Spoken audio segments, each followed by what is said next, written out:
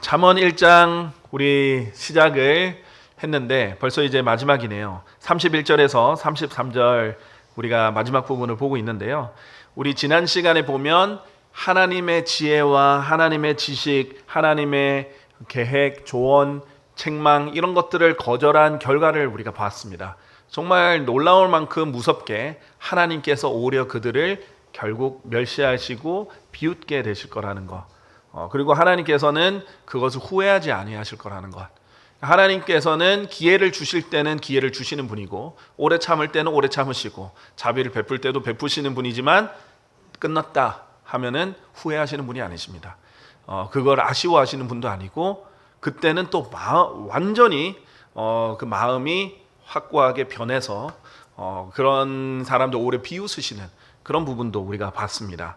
자, 그리고 그들은 멸망도 할 거고 황폐하게 될 거고 재앙이 있을 거고 괴로움이 있을 거라는 것들도 우리가 봤습니다. 자, 오늘은 이 31절을 보면 그들은 이 예수 그리스도를 거부한 사람들, 우리가 지혜가 의인화돼서 예수 그리스도로 나타나잖아요. 교리적으로 예수 그리스도를 거부한 사람들 어떻게 될 것인지, 그리고 일반적으로 하나님의 말씀, 하나님의 지혜를 거부한 사람들이 어떻게 되는지에 대해서 다루고 있는데요. 자, 31절에 보면 성경에서 가장 무서운 심판 중에 하나가 나옵니다. 바로 31절을 보면 그러므로 그들은 자기 자신들의 길에서 난 열매를 먹을 것이요 자기 자신들의 계책들로 채워지리라 라는 거예요. 가장 무서운 심판 중에 하나는 하나님께서 내버려 두는 거예요. 그리고 하나님께서 그들이 원하는 걸 주는 거예요. 자, 이게 가장 무서운 심판 중에 하나입니다. 하나님이 내버려 두시고 그들이 원하는 것으로 돌려주십니다. 그래서 자기가 원하는 자기가 자신의 길에서 난 열매를 먹게 될 거고 자기가 한 계책들로 다시 채워지는 것. 그것이 참으로 무서운 것인데요. 일단 이 첫 부분을 먼저 보시면요. 로마서 1장을 보시면 이 심판이 얼마나 무서운지 잘 설명이 되어 있습니다. 로마서 1장 24절부터 28절 한번 보시겠습니다. 로마서 1장에 보시면 하나님께서 스스로 내버려 두면 그 사람들을 내버려 두면 어떻게 되는가 이런 그 결과가 나오죠. 24절에 보면 이런 이유로 하나님께서도 그들 자신의 마음에서 나오는 정욕들을 통하여 그들을 불결함에 이르도록 내버려 두셨으니 서로 간에 그들 자신의 몸을 욕되게 하였느니라 라고 했어요. 자, 사람이 정욕이 있어요. 욕심이 있습니다. 그런데 하나님께서 책망해 주시고 그건 아니야 알려주시고 멈춰주시고 장애물을 놔주시고 돌이킬 기회를 주시고 주변 사람을 줘서 그게 아니라는 거 알려주시고 성경을 읽을 기회를 주시고 이렇게 하면은 행복한 겁니다. 그러면 그 길에서 돌이킬 기회가 있고 또 그것이 잘못되다는 걸 깨닫고 회심을 할 수 있는데 여기에서는 이 사람들이 계속 나가니까 내버려 두시는 장면이에요. 그랬더니 스스로 불결함에 이르고 자신의 몸을 욕되게 되고요. 26절에 이런 까닭에 하나님께서 그들을 천박한 애욕들에 내버려 두셨느니라. 이는 심지어 그들의 여자들까지도 본성적인 용도를 본성에 거스르는 것으로 바꾸었기 때문이라 라고 했는데요. 이 무슨 말이냐면 여자들이 보통 남자들은 여자들 사랑하게 돼 있고 이성적으로 좋아하게 돼 있고 끌리게 돼 있는데 그게 아니라 이게 이 사람들이 계속 타락한 마음에 있고 잘못된 욕구나 애욕, 이거는 이제 성욕과 관련이 있거든요. 그런 걸로 계속 가니까 뒤틀어 버리게 만드시는 거예요. 내버려 두면 뒤틀어지게 돼 있습니다. 성욕이라는 것은 브레이크가 없고 자제가 없고 계속 나가면 더 이상하고 더 변태적이고 더 괴상한 것으로 스스로 나아가게 된다는 거예요. 그래서 결국은 동성애로 가게 된다는 거예요. 남자가 남자를 본성에 거슬러서 그렇게 하는 거예요. 27절 그리고 남자들 역시 마찬가지로 여자의 본성적인 용도를 버리고 그들의 정욕 안에서 서로를 향하여 불타올랐으며 남자가 비정상적이죠. 남자를 보면 정욕이 불타는 거예요. 그런데 계속 브레이크 없이 내버려두면 그 욕구가 그렇게까지 뒤틀어진다는 거죠. 그리고 남자들이 남자들과 더불어 부적절한 짓을 행사하여 자신들의 잘못에 관해 몸소 온당한 대응을 받았느니라. 무서운 게 뭐냐면 이게 하나님의 심판입니다. 하나님 내버려 두면요 그 사람들 스스로가 자기 몸에 안 좋은 것을 행하는 거예요. 그 사람 스스로가 자기 몸을 더럽히고 부적절한 짓을 자기 몸에 하고 그렇게 해서 자기 스스로 에이즈도 걸리고 병에 걸리고, 그러니까 정상적인 사람 봤을 때는 말도 안 되는 짓을 자기 스스로 하게 되는 거예요. 자, 28절. 그리고 그들이 심지어 자신들의 지식 안에 하나님을 두기를 싫어하였기에, 그런데도 하나님을 두기를 싫어하니까 하나님께서도 그들을 버림받은 생각에 내버려 두시어 적절하지 않은 것들을 행하도록 하셨느니라. 내버려 두면 계속 죄는 끝없이 갑니다. 그러면서 29절에서 이 31절의 리스트를 다 하게 되는 거예요. 그들은 모든 불의, 음행, 사악함, 탐욕, 악의로 가르쳐졌으며 시기, 살인, 논쟁, 속임수, 악랄함이 가득하니 수군거리는 자들이요, 험담하는 자들이요, 하나님을 증오하는 자들이요, 도끼를 품은 자들이요, 교만하며 자랑하는 자들이요, 악한 것들을 고안하는 자들이요, 부모에게 불순종하며 명철이 없으며 언약을 파기하는 자들이요, 본선적인 애정이 없고 화해하기 어려우며 무자비하니라. 그들은 이러한 짓들을 저지른 자들이 죽어 마땅하다는 하나님의 심판을 알고 있으면서 동일한 짓을 행할 뿐만 아니라 그런 짓들을 행하는 자들을 기뻐하느니라. 그리고 점점 그런 사람들끼리 모이는 거예요.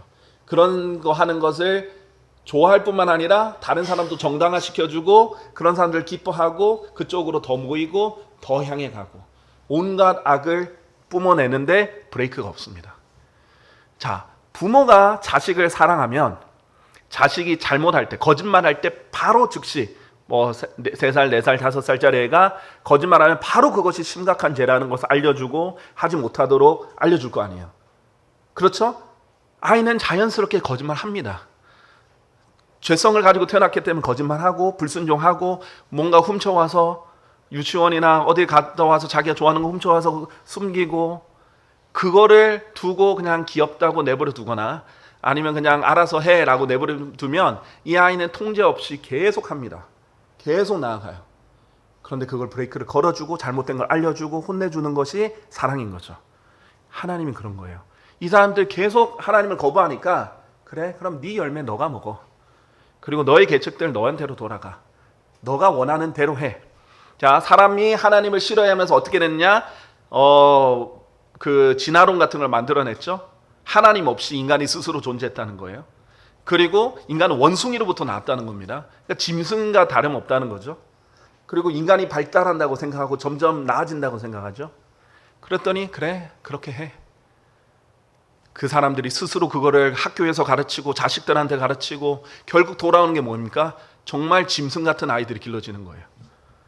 하나님 없이, 최종권이 없이, 복종이나 순종 같은 게 없이 자라는 아이들이 정말 짐승처럼 자라가지고 부모도 죽이고 그 다음에 부모에게 대항하고 무시하고 버리고 그런 사람들이 길러지는 거예요. 자기가 원했던 그걸 다시 돌려받는 겁니다. 그러니까 하나님의 심판은 정말 무서운 것은 결국은 내버려둬서 자기 걸 자기가 받게 하고 그 자기 기일의 열매를 자기가 스스로 받게 하는 거죠. 참 무서운 결과 아닐 수 없습니다. 그래서 요한복음이 아니라 욥기 7장 18절에서 19절 보면요. 그럼 어떤 사람이 정말 복된 사람인가? 어떤 사람이 행복한 사람인가? 우리 욥기를 보면요. 어떤 생각을 하게 되냐면 참 욥은 불행한 사람이다라고 생각할 수 있어요. 그런데 사실 그가 받은 고난은 너무 극심했지만 하나님의 관점, 영적인 관점에서 보면 욥은 그래도 행복한 사람입니다. 왜냐하면 하나님이 욥을 내버려 두지 않으세요. 그리고 욥이 오죽했으면 이런 말을 합니다. 욥기 7장 18절에서 19절. 또 사람이 무엇이기에 당신께서 매일 아침마다 그를 방문하시며 매 순간마다 그를 시련하시나이까. 시련하다라는 동사는 시험을, 사람의 됨됨이를 시험하다 이런 뜻이거든요. 19절. 얼마나 오랫동안 당신께서 저에게 떠나지 아니하시겠으며 제가 저의 침을 삼키는 동안에도 저를 내버려 두지 아니하시겠나이까. 안 내버려 두신다 이거예요. 침을 삼키는 동안에도 안 내버려 두시고 계속 떠나지 않고 계시고 계속 자기를 테스트하고 시련을 주고 시험해보고 또 매일 아침마다 방문하시는 거예요. 살펴보고 점검해보고. 자, 근데 욥의 입장에서 뭐냐면 지금 자기가 너무 육신적으로 괴롭거든요. 괴로워서 사실 하나님 탓을 하고 싶고 자기가 따지고 싶고 이런 게 막 솟아오르는데 하나님께서 계속 방문해가지고 계속 시련하고 테스트하고 욥은 그걸 아니까 내가 계속 온전해야 된다. 내가 이 시험을 통과해야 되고 내가 그래도 하나님을 찬양해야 된다. 그래도 내가 하나님을 의지해야 된다. 이걸 알잖아요. 근데 그게 괴로운 거예요. 날 내버려 두지 않으시니까.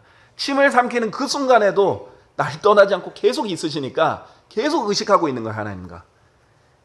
그런데 사실 그게 복입니다. 네. 자, 그 아이들이 이제 아직 철이 없을 때는 부모가 잔소리하는 거 듣기 싫어해요. 근데 나중에 이제 나이가 들면 부모님의 그 잔소리가 그립습니다. 그리고 그게 그게 사랑이구나, 그게 좋은 거였구나, 이렇게 생각이 드는 거죠. 그런 것과 이제 비슷하다고 보시면 되겠습니다. 자, 그러면 우리 신명기 32장 20절에서 21절 볼게요. 신명기 32장 20절에서 21절. 교리적으로는 이스라엘과 관련이 항상 있죠, 잠언은. 그래서 교리적인 것을 먼저 보면 신명기 32장 20절에서 21절. 그런즉 그분께서 이같이 말씀하셨도다. 내가 나의 얼굴을 그들에게서 숨기겠노라. 내가 그들의 종말이 어떻게 될지 지켜보겠노라. 이는 그들이 몹시 왜곡된 한 세대요, 그들 안에 아무 믿음이 없는 자녀들이기 때문이라. 하나님께서 이스라엘에 대해서 이렇게 평가하시는 거예요. 자, 왜곡되었고 믿음이 없고 아무런 믿음이 없고 그랬더니 하나님께서 내 얼굴을 숨기겠다라는 거예요. 자, 하나님께서 얼굴빛을 비춰주셔야 그 사람이, 그 나라가, 민족이 사는 건데 얼굴을 숨기겠다. 큰일 난 거죠. 자, 21절. 그들이 하나님이 아닌 것으로 나를 움직여 질투하게 하였도다. 자, 우상으로 자꾸 하나님을 질투하게 하는 거예요. 그들은 그들의 헛된 것들로 나에게 분노를 유발하였도다. 하나님은 인격체이십니다. 그렇죠? 인격의 인이 사람인이니까 좀 그렇게 북지긴 그렇지만 우리가 그 사람의 격이 있다 이렇게 말할 때 인격이 있다 그러죠. 그렇기 때문에 하나님께서는 분노하시는 거예요. 하나님 질투하시는 거예요. 하나님 너무 싫어해요. 우리 개인적으로 보면 무엇이 우상숭배입니까? 탐심이 곧 우상숭배죠. 하나님보다 너무 더 갈망하는 게 있어요. 하나님보다 더 좋아하는 뭔가가 있어요. 너무 더 갈망하는 게 뭔가가 있어요. 하나님 너무 싫은 거예요. 질투나는 거예요. 분노가 유발이 되는 거예요. 자, 하나님이 처음에는 야 돌이켜라, 나를 봐, 이렇게 하지만은 계속 분노를 유발하면 하나님께서 얼굴을 숨기시죠. 뿐만 아니라 그런즉 나는 백성이 아닌 자들로 그들을 움직여 질투하게 하겠노라. 내가 한 어리석은 민족으로 그들에게 분노를 유발시키겠노라. 하나님께서 돌려주시는 거예요. 그래? 그럼 나도 너를 질투나게 하고 분노하게 하겠다라고 하는 거죠. 다른 민족으로. 자, 이게 지금 이스라엘의 상황입니다. 우리 잠언으로 다시 돌아오면요, 1장 32절을 보시면요, 이는 우매한 자들의 돌이켜 떠남이 그들을 죽게 할 것이요 어리석은 자들의 번영이 그들을 멸망시킬 것이기 때문이라 라고 했어요. 자, 이게 무슨 말이냐? 여기서 많이 무슨 뜻인지 모르는 분들이 생겨요. 왜 우매한 자들이 돌이켜서 떠나고, 보통 회개를 말하죠. 돌이켜서 떠나는 거. turning 정도가 아니라 turning away 해서 어떤 죄가 있거나 잘못되게 있어서 돌이켜서 떠나는 이 회개를 말하고, 또 어리석은 자들이 번영, 잘 되는 것을 말하는 거죠.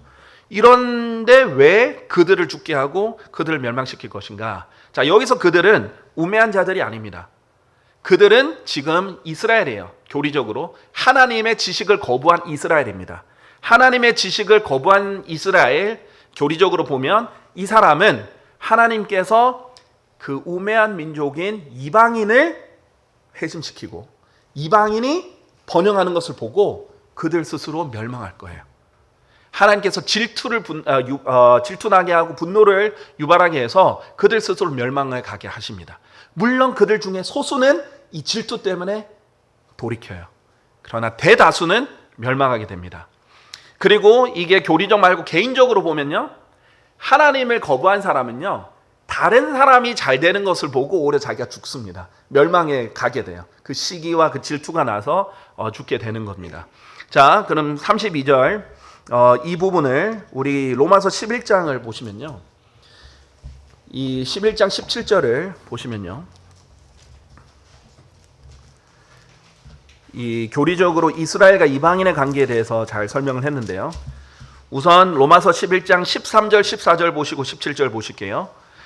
바울이 하는 말입니다. 이스라엘 사람들에게 하는 말이에요. 이는 내가 이방인들에게 하는 말입니다. 이는 내가 너희 이방인들에게 말하기 때문이라. 내가 이방인들의 사도이므로 나는 나의 사도직을 드높이니.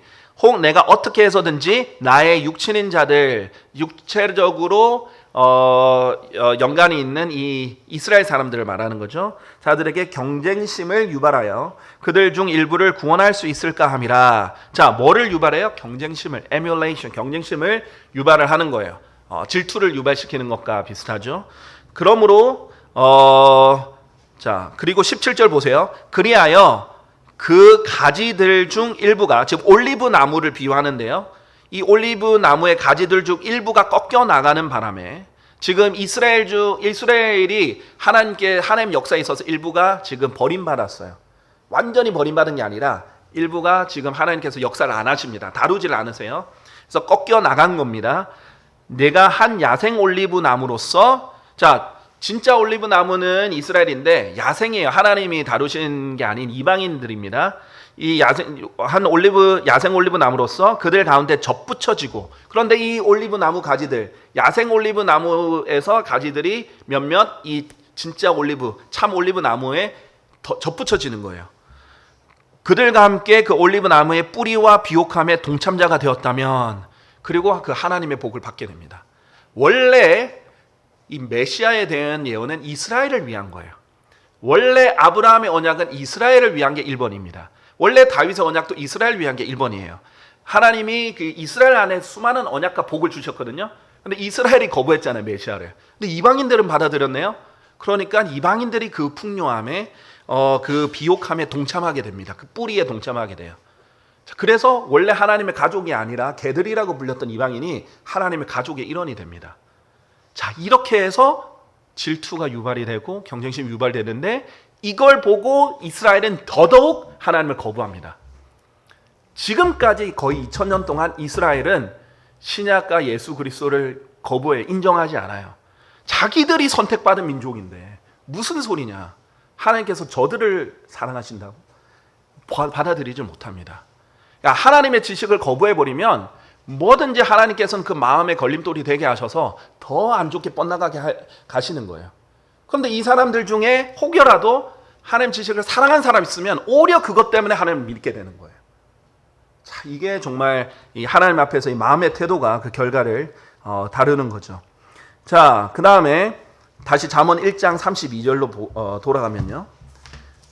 이제 혹자는 잠언 1장 32절에 돌이켜 떠나는 이 turning away를, 다른 이제 현대 성경들은 turning away를 apostasy, 배교라고 해놨거든요. 아닙니다. 이거는 우매한 자들이 배교했다는 말이 아니에요. 좋은 거예요. 돌이켜 떠나는 그 회개를 말하는 겁니다. 왜냐하면 번영이 긍정적인 말이잖아요. 그렇기 때문에 지금 이 대꾸에 따르면 돌이켜 떠남도 긍정적이어야 됩니다. 그 부정적인 게 아니에요. 자, 그래서 그런 현대 성경이 이 대꾸를 읽지 못하고 turning away를 apostasy, 배교로 잘못 번역을 해버린 겁니다. 자, 그 다음에 33절.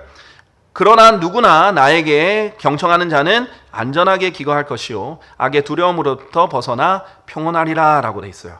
자, 여기서 결론은 1장 결론은 그겁니다. 안 받아들인 사람이 이렇게 큰 심판을 받게 되고 이런 결과가 있는데, 그런데 마지막으로 나에게 경청하는 사람. 경청이 뭐예요? 그냥 hear이 아니죠. hearken입니다. 경청하는 걸 기울이는 거예요. 그러는 사람은 안전하게 거할 거다. 그리고 악의 두려움으로부터 벗어나 평안할 것이다. 이 두 가지 약속이 있는 겁니다. 개인적으로 보면요, 시편 37편 27절 보실게요. 시편 37편 27절. 일단은 교리적으로 이스라엘은 하나님의 말씀에, 하나님의 지혜, 특히 예수 그리스도 메시아의 이 인격화된 지혜인 메시아를 받아들이기만 하면 영원히 거하게 됩니다. 그때 이제 천년왕국부터 시작하겠죠. 천년왕국부터 시작해서 영원까지 그들은 안전하게 거하게 될 거예요. 자, 재림에 대한 약속 중에 하나가 뭐냐면 이스라엘이 완전히 안전해지는 거예요. 그런데 지금까지 한 번도 이루어진 적 없어요. 이스라엘은 완전히 안전한 적이 없습니다. 거의 항상 전쟁이 있었고 이렇게 흩어졌고 포로로 잡혀갔고 전쟁이 있었고 공격을 받았단 말이에요. 지금도 이스라엘에게 일부 회복이 돼서 땅에 돌아온 이후에도 돌아오자마자 전쟁들이 터지고 일이 있었고, 지금도 자기들의 땅 안에 적들이 있잖아요. 지금 제가 예루살렘에 가면 아직도 네 부분으로 나눠져 있습니다. 그 중에 한 부분은 모슬렘들이 있는 지역이에요. 이슬람 지역이에요. 그리고 베들레헴만 가도 거기에는 딱 이 건물이 있어요. 거기에는 소위 필리스티아이들이 있는 거예요. 팔레스타인 사람들이라고 해서 진짜는 아니지만 그런 그 모슬렘들이 거기에 터를 잡고 있는 겁니다. 거기서 로켓도 쏘는 거예요. 가자 지구 뭐 이런 데서 여전히 그 이스라엘 근접한 이 국경이나 그 안에서 로켓을 쏘고 포탄을 쏘고 계속 위협하고 있는 거예요. 그런데 재림의 약속, 메시아를 받아들였을 때 가장 큰 약속은 뭐냐면 화평, 평화입니다. 자, 그걸 이용해서 적그리스도가 평화하면서 오는 거거든요. 근데 예수님 오시면 진짜 전쟁이 없어져요. 이스라엘은 절대 공격당하지 않습니다. 이제 왜 공격하러 오면 천정왕국 끝에서 하나님께서 아예 바로 한 번에 이렇게 휩쓸어 버리시죠. 완전한 안전함, 영원히 안전하게 거하는 그 그게 교리적으로 이스라엘에게 약속된 거예요. 그런데 개인적으로 보면 37편 27절에 보면 이렇게 나와 있습니다. 악에서 떠나고 선을 행하라. 그리하여 영원 무궁토록 기거하라 라고 돼 있어요. 자, 구약적 관점에서 구원받은 사람은 영원 무궁토록 거하는 거예요. 영원 무궁토록 안전하게 거하는 사람이 되고요. 그 다음에 요한일서 4장 17절 우리 이제 그리스도인에게 적용을 한다면 요한일서 4장 17절에 보면 구원받은 사람은 이제 두려움에서 떠나 안전하게 되는 거죠. 요한일서 4장 17절 18절 17절 18절 보면요. 여기서 우리의 사랑이 완전해지나니 우리가 심판의 날에 담대함을 가지도록 하려는 것이라. 자, 심판의 날은 기본적으로 하나님께서 마지막 날 심판을 말하는데 백보자 심판에 있을 심판입니다. 모든 사람을 다 심판하는 날이에요. 이 심판의 날에 담대함을 가질 수 있다라는 거예요. 사랑이 완전해지고 이는 그분께서 그러하신 것 같이 우리도 이 세상 속에서 그러하기 때문이라. 18절 사랑 안에는 두려움이 전혀 없느니라. 자, 우리가 하나님의 사랑을 받아들였어요. 예수님을 받아들였다는 건 뭐예요? 하나님의 사랑의 프로포즈를 받아들인 거예요. 예수님 안에 하나님의 사랑이 있습니다. 우리가 예수님 받아들일 때 하나님 사랑을 받아들였어요. 그래서 로마서 8장에 보면 우리를 하나님의 사랑에서 떼어놓을 수 없다라고 했어요. 그 어떤 것도 떼어낼 수 없어요. 그게 이제 구원의 영원한 보장입니다. 우리가 하나님의 사랑이 우리 안에 있으면 두려움이 전혀 없어요. 어떤 두려움? 심판의 날에 대한 두려움이 없어요. 자, 오히려 두려움에는 심한 고통이 있으므로 완전한 사랑은 두려움을 쫓아내느니라. 두려워하는 자는 사랑 안에서 완전해지지 아니하느니라 라고 되어 있어요. 자, 그러니까 제대로 구원을 받고 구원의 확신이 있는 사람은 심판의 날을 두려워하지 않습니다. 교리적으로. 그러나 누구만 두려워해요? 하나님만 두려워하죠. 그러나 심판은 두려워하지 않아요. 자, 그래서 그런 의미에서 두려움, 그 악에 대한 두려움 없이 안전하게 거하게 되는 거예요. 그것도 영원히 거하게 되는 것. 이것이 이제 교리적으로 잠언 1장에서 말하는 겁니다. 자, 잠언 1장 33절 다시 마지막으로 돌아올게요. 결국 핵심은 그것입니다. 하나님의 말씀, 하나님의 지혜, 예수 그리스도의 말씀, 예수 그리스도를 그 말을 경청하면 하나님께서 안전하게 거하게 해주시고 악의 두려움에서 벗어나 평안하게 해주시고 지혜를 가르쳐 주시고 도와주실 것이고 지혜뿐만 아니라 지식도 주시고 명철도 주시고 학식도 늘려주시고 이해하게 해주시고 그런데 하나님의 말씀을 멸시하고 거부하고 지식을 거부하면 재앙을 주시고 번나가게 해주시고 심판을 내리시고 하나님 들어주지 않으시고 결국 내버려 두시고 그래서 다시 돌아오게 되고 자기가 계획했던 거 다 돌아오게 되고 이것이 이제 잠언 1장의 결론입니다. 자, 결론을 보시면요. 사도행전 27장 25절을 보시겠습니다. 27장 25절.